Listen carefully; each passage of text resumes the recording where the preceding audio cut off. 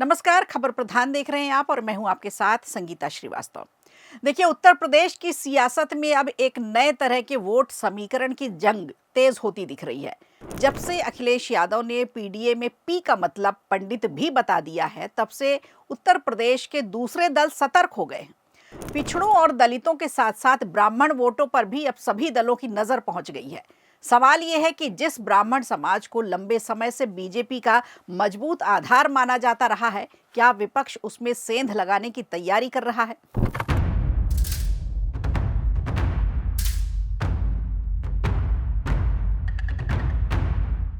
विधानसभा चुनाव से पहले राजनीतिक दल अपने अपने सामाजिक समीकरण मजबूत करने में जुटे हुए हैं। पिछड़े और दलित मतदाताओं को जोड़ने की कोशिश तो पहले से ही जारी है, लेकिन अब धुरी बन गए हैं ब्राह्मण को भी अपने साथ लाने की अब दलों में होड़ मचती दिखाई दे रही है। दरअसल उत्तर प्रदेश की राजनीति में ब्राह्मण मतदाताओं की भूमिका काफी अहम मानी जाती है।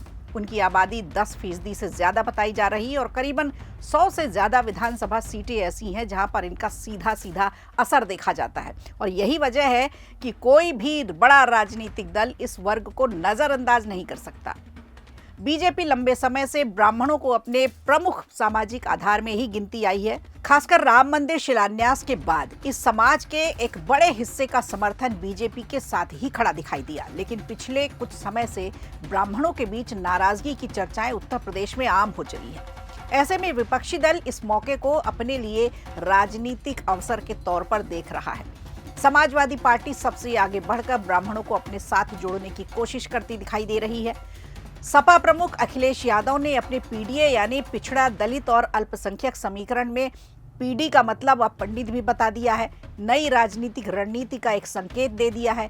समाजवादी पार्टी की कोशिश है कि पीडीए के साथ साथ ब्राह्मणों का एक बड़ा हिस्सा उसके साथ आ जाए। जब से पीडीए से वो लोग हारे हैं, तब से पीडीए की नई नई परिभाषा बना रहे हैं वो लोग, लेकिन वो लोग भूल गए हैं पीडीए में पीडी पंडित का ही शुड फॉर्म है। और मायावती की बात करें अगर, तो बसपा ने पहले ही ब्राह्मणों को आमंत्रित कर दिया है पार्टी में कि जिसको कहीं नाराजगी है वो हमारे साथ खुले तौर पर सबके लिए दरवाजे खुले हुए हैं।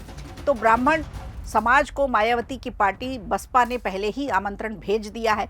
पार्टी को लगता है कि अगर ऐसा होता है तो विधानसभा चुनाव में उसके सामाजिक समीकरण को एक बड़ी मजबूती जरूर मिल सकती है। अब इस रणनीति के पीछे 2024 का लोकसभा चुनाव भी एक बड़ी वजह बना हुआ है। उस चुनाव में समाजवादी पार्टी को पीडीए समीकरण से जबरदस्त फायदा मिला था, लेकिन विधानसभा चुनाव के लिए पार्टी को लगता है कि सिर्फ इसी समीकरण पर निर्भर रहना पर्याप्त नहीं होगा। इसलिए ब्राह्मणों को जोड़ने पर जोर दिया जा रहा है। बसपा भी इस दौर से बाहर नहीं है। मायावती की पार्टी ने 2007 में दलित ब्राह्मण सोशल इंजीनियरिंग के जरिए बहुमत की सरकार बना ली थी और अब पार्टी एक बार फिर संगठन और टिकट वितरण में ब्राह्मणों को जगह देकर ब्राह्मणों को एक बड़ा वर्चस्व मानते हुए अपना आधार मजबूत करने की कोशिश में मायावती भी दिखाई दे रही हैं। तो कांग्रेस भी ब्राह्मण वोट को वापस पाने के लिए छटपटा रही है और वापस उनको अपने साथ लाने की कोशिश में है, क्योंकि एक बहुत बड़ा वोट बैंक कांग्रेस के साथ भी ब्राह्मणों का रहा। एक समय उत्तर प्रदेश में ब्राह्मण समाज कांग्रेस का सबसे बड़ा वोट बैंक माना जाता था।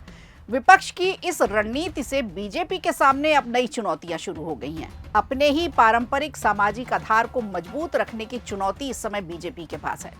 पार्टी का कहना है कि ब्राह्मण समाज का भरोसा अभी भी उसके साथ ही है। इसके अलावा बीजेपी ब्राह्मण इंटेलेक्चुअल्स, लॉयर्स, टीचर्स, प्रोफेसर्स और रिलीजियस इंस्टीट्यूशंस जितने हैं, उनके सबके संपर्क में तेजी से अपना काम कर रही है। संपर्क बढ़ाने की बात की जा रही है।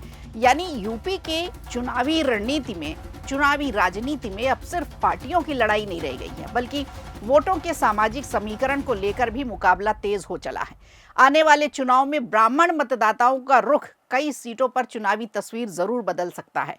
तो अब देखने वाली बात होगी कि एक मुश्त ब्राह्मण वोट किस पाले में जाते हैं, कौन सा दल इनको लुभा पाता है और सरकार बनाने में इनकी जो महती भूमिका होती है, बड़ी भूमिका होती है, वो किसके साथ जाती है, किस दल के साथ जाती है। ये आने वाले समय में धीरे धीरे समझ में आएगा। वीडियो अच्छा लगा हो तो लाइक कीजिए, शेयर कीजिए और कमेंट बॉक्स में हमें ज़रूर बताइए।